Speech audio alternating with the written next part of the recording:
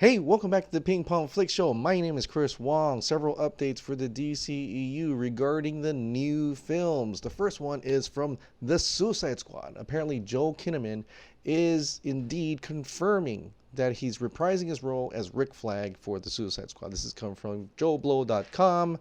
He posted on an Instagram post from Joel Kinnaman, and he said this: "At the range with my great friend and teacher, Kevin L. Vance and Lily the Italian Stallion, easing into that squad prep. Thanks, Terran Tactical, for letting us use the range." So apparently, it's gotta mean Suicide Squad. There's squad prep. He's probably getting ready to be part of this team, joining other cast members such as Margot Robbie, Jai Courtney, and Viola Davis, and new members of the team: David Dastmalchian, Daniela Melchior, and Idris Elba in soon yet to be revealed character for the Suicide Squad, James Gunn's The Suicide Squad. So I like Joel Kinnaman. He played RoboCop. He was also Rick Flag in Suicide Squad, but his most recent thing that I've seen him in was Altered Carbon, and that is a fantastic show. If you ever get a chance to go on Netflix, watch Altered Carbon. I love that show. Love it. Sad that he's not going to be coming in for season 2 because, they changed skins. But I think he can really get it up there, get his acting a little bit more evolved in it. And it's great to see him back as Rick Flag. And it's great to see that this is possibly a continuation from the David Ayers Suicide Squad, right? So they're not really erasing characters here. They're bringing them back. David Ayers characters are bringing back into this one and showing it's a continual universe. So that is the Suicide Squad. I hope you guys are happy. Rick Flag is back in the house, guys. Joel Kinnaman is back in the Suicide Squad. Now, the next thing is something pretty big, and this is coming from The Wrap. Batman comic writer Tom King to co-write the New Gods screenplay with Ava DuVernay. Eisner Award-winning comic book writer and ex-CIA officer Tom King, who currently writes DC Comics' Batman, will co-write the New Gods screenplay with filmmaker Ava DuVernay, an individual with knowledge of the project, exclusively told The Wrap. DuVernay was previously announced as the film's director.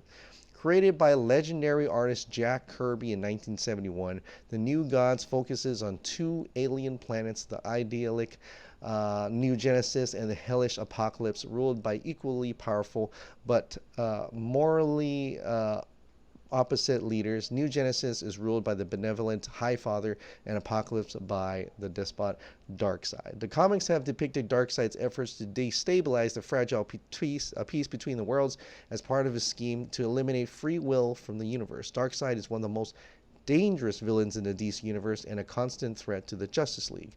King joins the project following his celebrated run writing DC's Mr. Miracle, experience sure to come in handy on the New Gods. Also created by Kirby, Mr. Miracle, aka Scott Free, is the son of the High Father but was raised on Apocalypse under the terms of a treaty with New Genesis. Subjected to years of torture and abuse by Darkseid's cruel henchman Granny Goodness, Scott eventually rebelled with the help of Big Barda, an Apocalypse soldier working to overthrow Darkseid. He escaped to Earth. Other characters and concepts that originated from the New Gods include the villain Steppenwolf and wormhole computer hybrid machines called Mother Boxes, both of which were featured in 2017's Justice League, or Joss Whedon's Justice League. Whether or not DuVernay's The New Gods will be tied to DC's shared movie universe is unknown. King won a 2018 Eisner Award for Best Writer for his work on Mr. Miracle and Batman. He announced this month that he will be exiting Batman after issue 85, earlier than previously expected. That set off concern among fans who hold his work on the series in high regard. King has used his time on the book to look more closely, examine Bruce Wayne and whether he can ever be happy. His most well-known storyline saw Bruce becoming engaged to Selina Kyle, better known as Catwoman.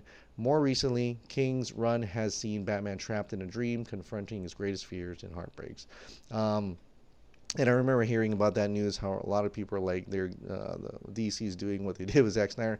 But maybe him coming off of Batman, maybe this was a reason for that. Or because he came off of Batman, they tapped him up real quickly. So I'm not sure about that. But apparently he's a very good writer, a great writer.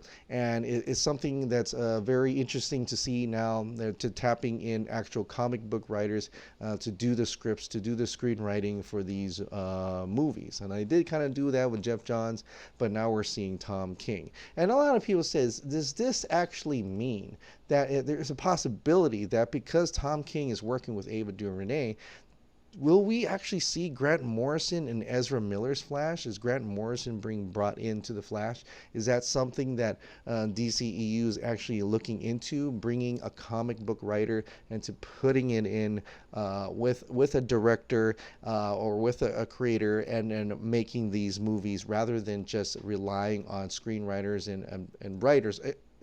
Expert writers, but don't have any comic book backgrounds. So this is an interesting thought, and it can come a long way. Maybe there's something to be said about that, and then we'll see if this tradition will continue on, and if Grant Morrison does get hired for the Flash, that would be an interesting concept to behold too. But in any case, for anybody's happy, Ava DuVernay is still directing New Gods, but if you're concerned about the story, you may be happy that Tom King, who is an actual DC comic book writer, is going to be in this as well, is going to be helping with the New Gods, rather than being all Ava DuVernay's creation. Although it would be interesting what you had in mind. But this also has concerns to whether or not this connects to the DCEU. Are we still in the Snyderverse?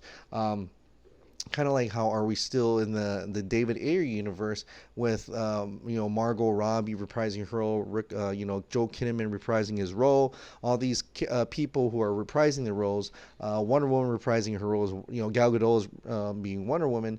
Is this, since there has been no New Gods other than Steppenwolf, are we going to see that? Are we going to see the same Steppenwolf? Are we going to see Darkseid finally? Is Ray Porter going to be Darkseid? Who knows? But this is an interesting concept, because this is something that's very directly connected to the Snyder Cut, if you will, because the Snyder Cut had some New Gods in there, right? And we'll get to see if any of those are going to be major changes, or are they going to have an attempt, like Walter Mott is going to try to attempt to actually connect this whole thing together, or is this going to be another black label, kind of like Joker, in which that's the Joker film, and it's set in another timeline, and it's a different story altogether. Although that is interesting, why, if that's the case, why set it in the 80s?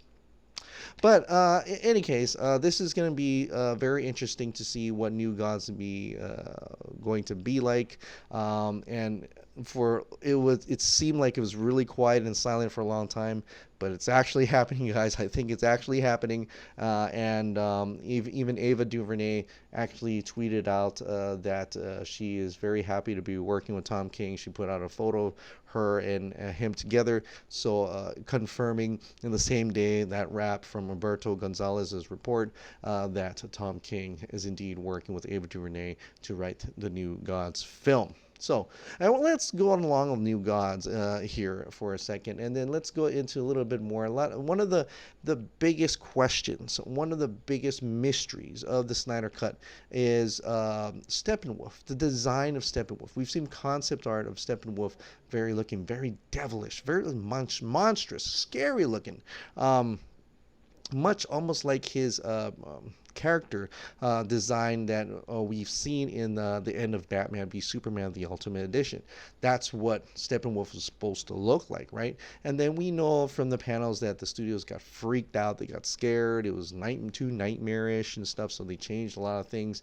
And then we're wondering, how far along was the original Steppenwolf design as compared to the Steppenwolf design that we see in the movie today? And someone did finally ask that question. This is asked Zack Snyder, "Sir, can you post a shot of your Steppenwolf design in Justice League, or at least give us a hint if your Steppenwolf in Justice League looks like the one shown in BVS, or was that design scrapped during production and exist only as a concept?" And he actually answered. Zack Snyder answered, sadly, only in Batman v Superman. So there you have it. This was a Vero post from BOD. There you have it. Our finally an answer confirming that the Steppenwolf design that we see in Justice League is the compromised Steppenwolf design, and is the only Steppenwolf design that he has actually worked on for Justice League. So even if the Snyder Cut would come out, if you want to change that design back to the original design he wanted, that would probably take a lot more money rather than just fixing up and what the Steppenwolf design that they have now, that current design that they have now in the 2017 Justice League movie that was completely altered by Joss Whedon. So that's the thing. The previs, all those things probably didn't happen.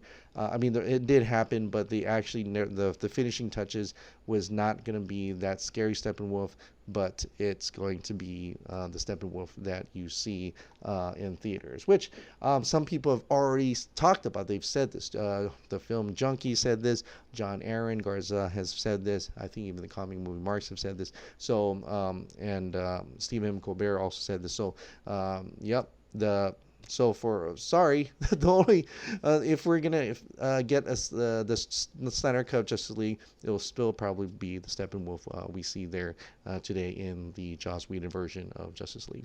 Now, there's not much news yet for the Project Comic-Con. It's still going on. Went up to like $17,180, and there's a lot of things there the team is working on to figure out different ways to promote this thing. But until then, I just want to let you know that I am going to be having a live podcast with Master Will Rowlands. I don't know why I called him Master just now. Maybe because of his accent. Master Will Rowlands. It sounds cool. Master Will Rowlands on this Saturday, 6 a.m. Hawaii Standard Time, my time, and we're trying to figure out the different time zones and stuff. So I think what we came down to was 1700 hours GMT, which would equate to, 0600 hours Hawaii Standard Time this Saturday. And if you are awake or if you're getting ready to go to bed, wherever time zone you're in, come on in, join our chat. We're going to be talking all types of Project Comic-Con, Snyder Cut, and of course, I really want to talk about his acting career. He has been in things on Amazon Prime. He's been in the shows, some sci-fi stuff, and he's also was one of the characters that was in Dumbo as well. So Master Will Rowlands. I'm going to do that. I'm just going to call you Master Will Rowlands, if you don't mind. So that's going to be this Saturday, so be on the lookout for that. And until then, thank you so much for subscribing. Thank you so much for watching. I'll see you next time. Bye.